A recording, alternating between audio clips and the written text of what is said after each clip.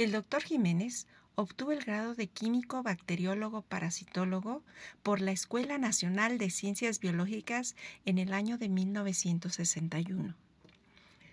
Obtuvo el doctorado en filosofía por la Universidad de Rutgers en New Jersey, Estados Unidos, en 1969 y realizó una estancia postdoctoral en New York en el Albert Einstein College of Medicine de 1969 a 1971. Cuando regresó a México de su estancia en New York, era el único en el país que estudiaba hipersensibilidad con tecnología celular. Ya en la Escuela Nacional de Ciencias Biológicas creó el Laboratorio de Inmunología Celular e impartió su curso de Inmunología Celular, además de otros centenares de cursos de licenciatura y de posgrado. Ha participado en casi 200 proyectos de tesis de licenciatura, maestría y doctorado.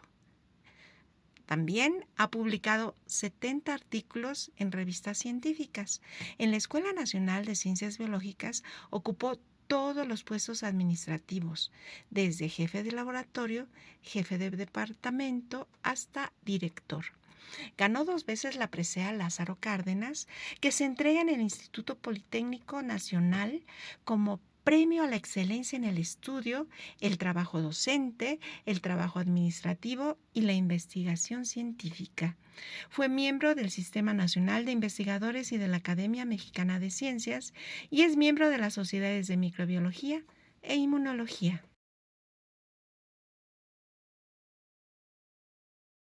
Maestro, procedamos a contestar algunas preguntas que me parece que nos pueden indicar cómo se encontraba el campo de la inmunología cuando empezó a desarrollarse en México.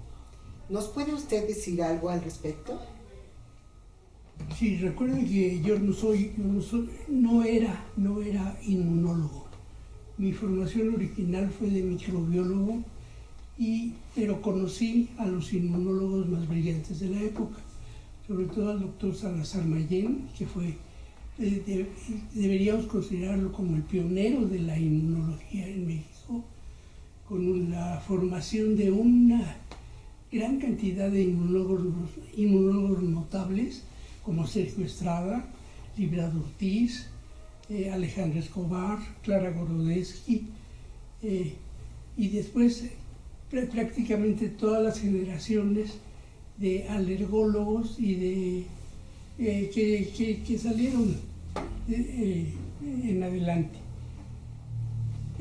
Bueno, cuando yo salí a la vida profesional, la inmunología la hacían fundamentalmente Sergio Estrada, Jesús Cumate, el doctor Córdoba, el doctor Carlos Viro, el doctor Ruy Pérez Tamayo. Ya, no había más. Posiblemente por ahí algún otro inmunólogo emboscado que trabajaba solo y sin darse a conocer, pero estos que he mencionado eran fundamentalmente los que mantenían viva la llama de la inmunología. Bueno, yo era microbiólogo. Por razones que no vamos a discutir actualmente, me fui a Nueva Jersey a estudiar genética microbiana. Pero cuando llegué a Nueva Jersey, el doctor Werner Braun, que era un genio de la genética, no estaba interesado ya en la genética. Había descubierto la inmunología, se había enamorado de ella y decidió hacer inmunología el resto de su vida, lo que le quedara de vida. Se dedicó a convencerme de que la inmunología tenía conexiones muy fuertes con la genética. Yo no necesitaba convencerme de nada. Yo no sabía ni inmunología ni genética, y si hubiera enseñado otro trullo, hubiera aprendido otro trullo. Pero, en fin, aprendí inmunología.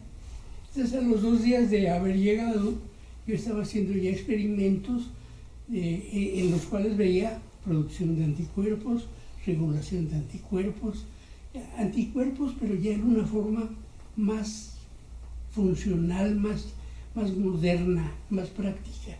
ya no era serología, estábamos ya viendo a los anticuerpos en acción. Cuando terminé el doctorado, que era yo ya un especialista en anticuerpos, surgió la necesidad de hacer un postdoctoral. Yo ya tenía arreglado una estancia postdoctoral en Chicago, donde un especialista en anticuerpos se iba a encargar de continuar mi educación. Pero un lunes el doctor Brown llegó muy entusiasmado de regreso de una reunión en la que él estuvo, donde conoció al doctor Barry Bloom. Venía entusiasmadísimo. Consideraba a Barry Bloom como una de las personas más inteligentes que había conocido y me prohibió terminantemente irme de postdoctoral a cualquier parte, excepto con Barry Bloom. Tenía que irme con Barry Bloom. Y me tenía ya organizada una cita para el próximo martes. Mañana te vas a Nueva York, te entrevistas con Bloom, seguramente te recibe y vamos a ver qué pasa. Entonces, al día siguiente fui a Nueva York, me entrevisté con Bloom. La entrevista fue un desastre completo. Yo no sabía nada de lo que él hacía. Él trabajaba en hipersensibilidad tardía. Yo no sabía absolutamente nada de hipersensibilidad tardía. Yo trabajaba en anticuerpos. Él no sabía absolutamente nada de anticuerpos. Entonces estuvimos ahí sin tener nada de qué hablar, sin un punto común que nos sirviera de puente de comunicación. Descubrimos algo muy interesante. A él le gustaba mucho la música y a mí también. Entonces nos dedicamos el resto de la entrevista a hablar de música. Me recibió y aprendí hipersensibilidad tardía. En ese momento nadie sabía exactamente qué era la hipersensibilidad tardía. Era una rama de la inmunología, todo el mundo sabía que era una rama de la inmunología muy importante, causante de varias enfermedades, de la tuberculosis, de otra serie de enfermedades, pero nadie entendía a qué se debía, nada, no sabíamos nada de la hipersensibilidad tardía. Total, me quedé 2 años con él, aprendí hipersensibilidad tardía, que poco a poco se iba transformando en lo que ahora llamaríamos inmunología celular. Y a mi regreso a México, pues yo era el único que tenía una visión amplia de las 2 ramas de la inmunología, el anticuerpo y la rama celular. Y regresé y creé la inmunología celular en México, y hasta la fecha, bueno, hasta hace poco seguí trabajando en ella. Y he sido muy feliz. La inmunología celular me ha gustado muchísimo. Es una fuente de conocimiento, de satisfacción, de entendimiento de nuestras potencialidades y de nuestras deficiencias. ¿Y cómo fue que usted regresó a México? ¿A dónde llegó? ¿Quién lo albergó en el país? Regresé a México, vine de visita en 1970. El doctor Bloom me pagó el viaje a México para que buscara trabajo.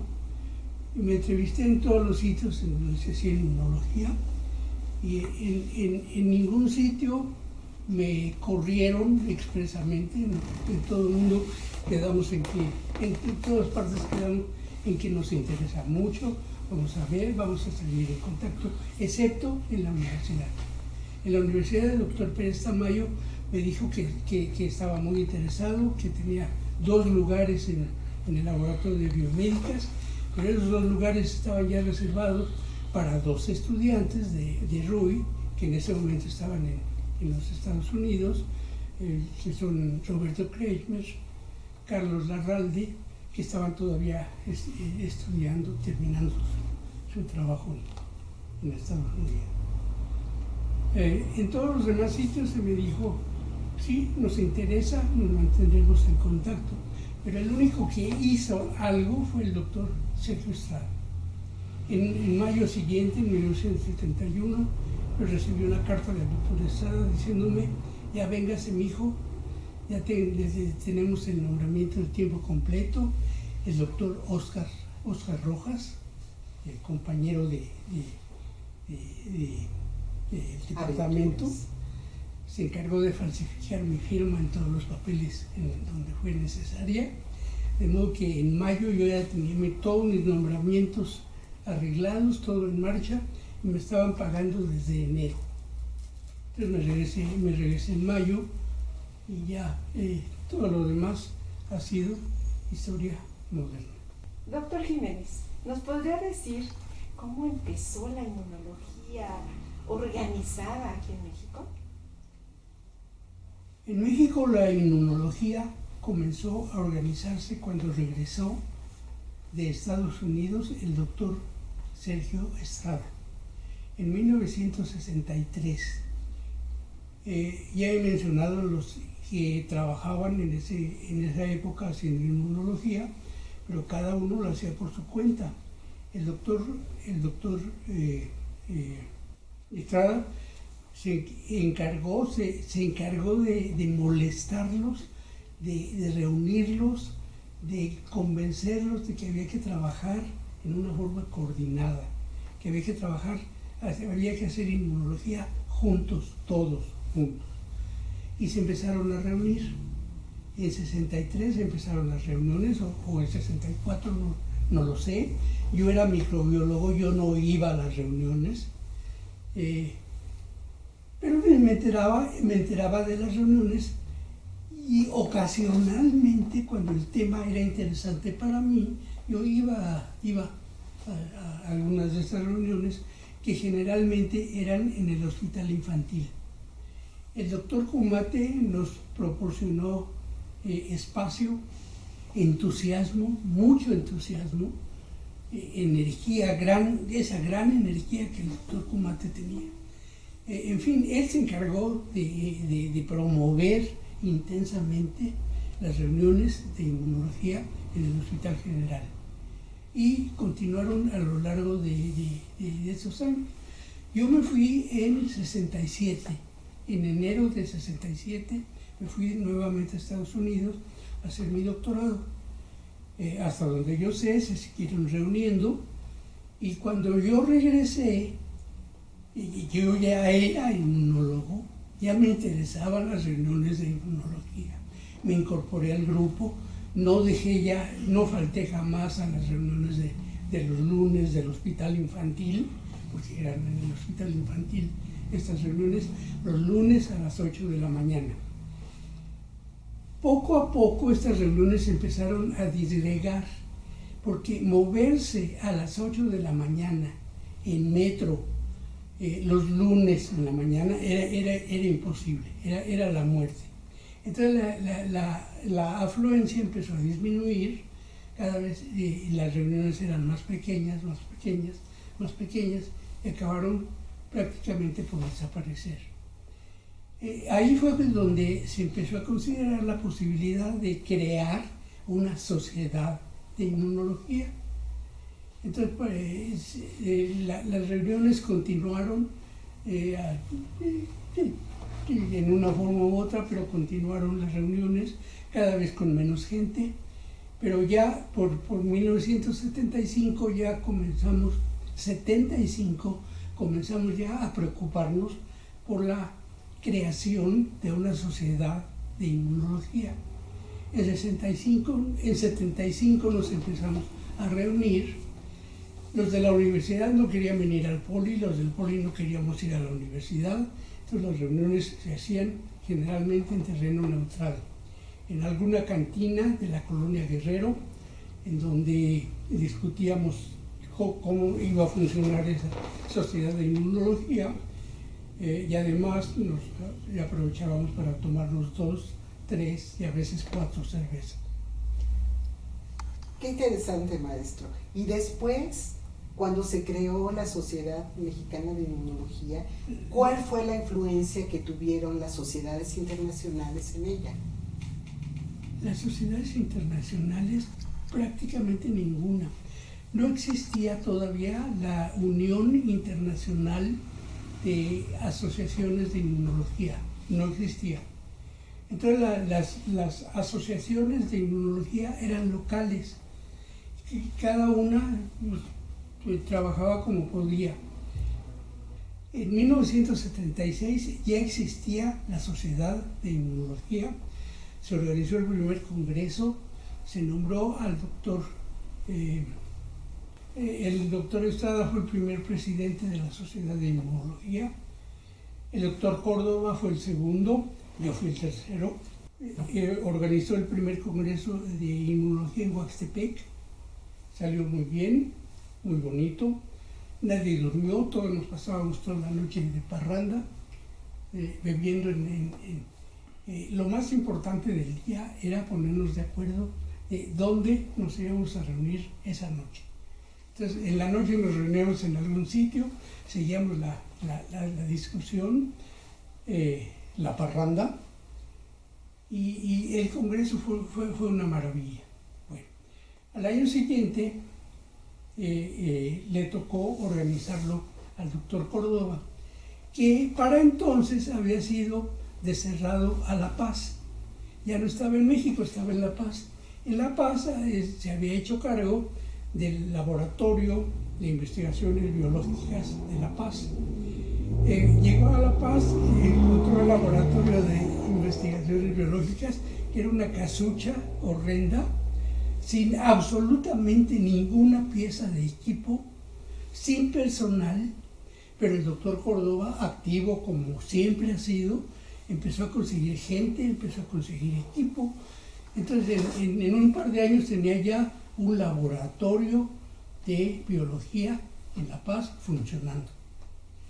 Entonces, cuando organizó el congreso en La Paz, que fue en 78, ya había instalaciones mínimas, pero ya había instalaciones de inmunología en La Paz.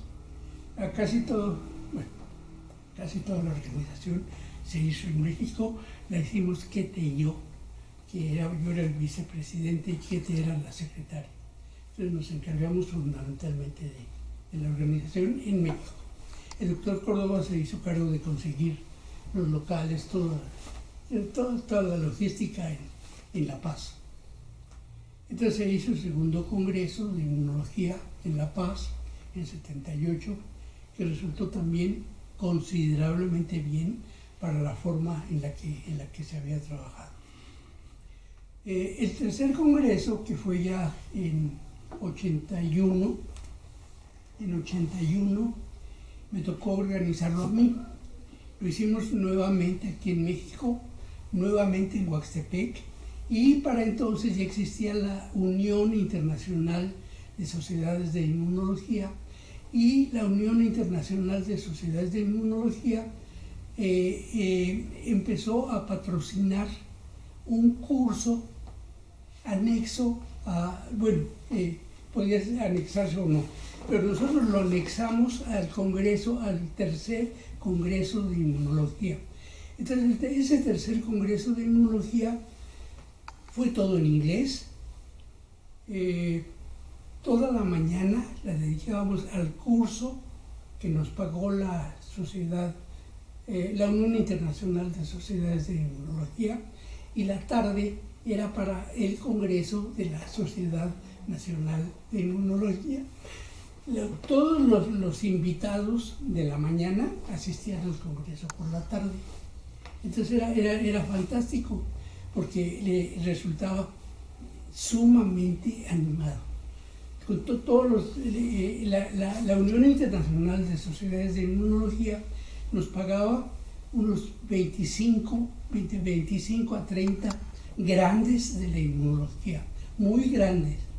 A esa reunión, el curso se llamó Curso de Inmunología sobre Enfermedades Infecciosas o quién sabe qué.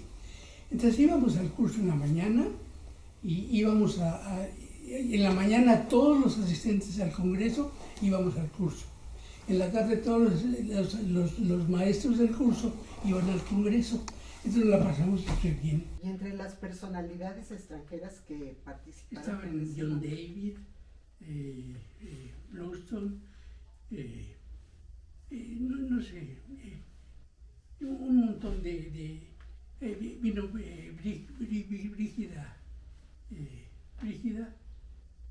Brígida, ayúdenme. No sé. Una inglesa muy notable que murió recientemente.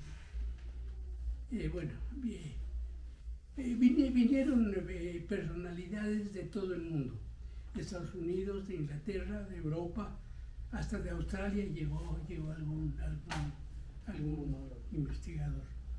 Entonces los investigadores que nos mandaba la IUS para el curso eran de lo mejor. Nos lo mandaban con todos los gastos pagados. Nuestra única responsabilidad era mantenerlos aquí en México, mantenerlos durante la duración de la reunión.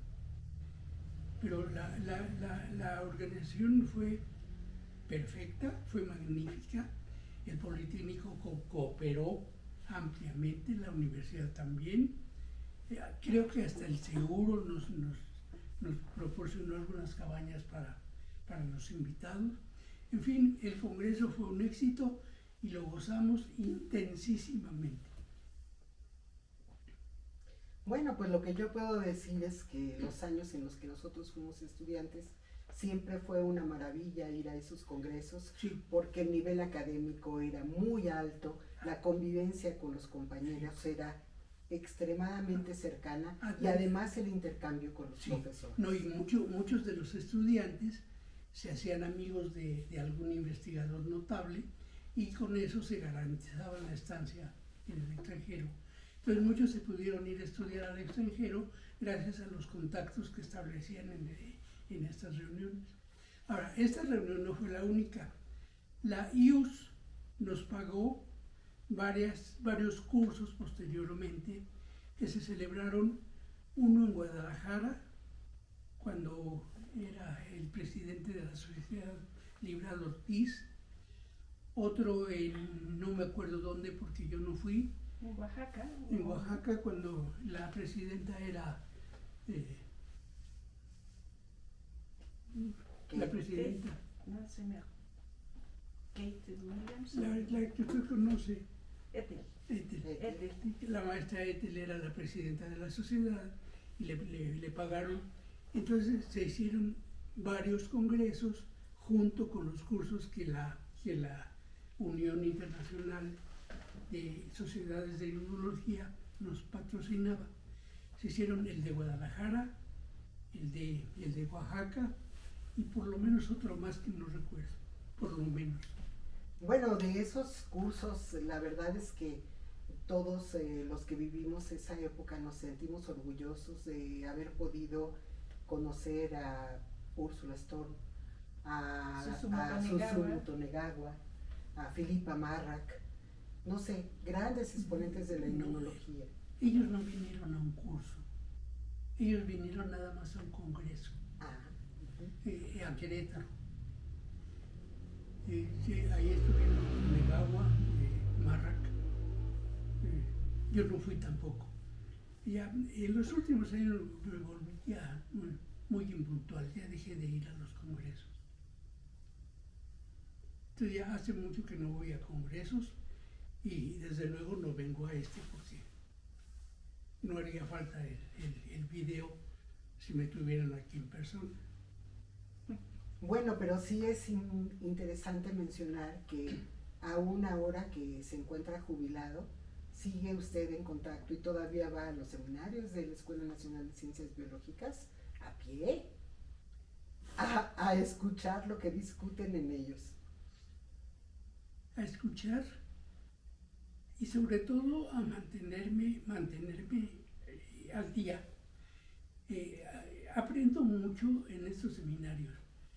Leo mucho de inmunología y de lo que leo me surgen muchas ideas de cosas que podría hacer que ya no voy a hacer porque ya no tengo laboratorio, ya no tengo personal, ya no tengo dónde hacerlas. Pero leyendo recientemente encontré qué es el factor de transferencia. Ya sé qué es el factor de transferencia. Y en cualquier momento, alguno de mis amigos va a hacer los experimentos necesarios para confirmar qué es el factor de transferencia y ojalá pueda publicarlo antes de morirme. Magnífico, maestro. Pues le agradecemos muchísimo esta hermosísima plática y esperamos que podamos poder tener otras oportunidades de seguir platicando con usted. Bienvenidos cuando ustedes lo deseen. Siempre ha sido muy enriquecedor platicar con el doctor Jiménez. Muchísimas gracias por estar con nosotros.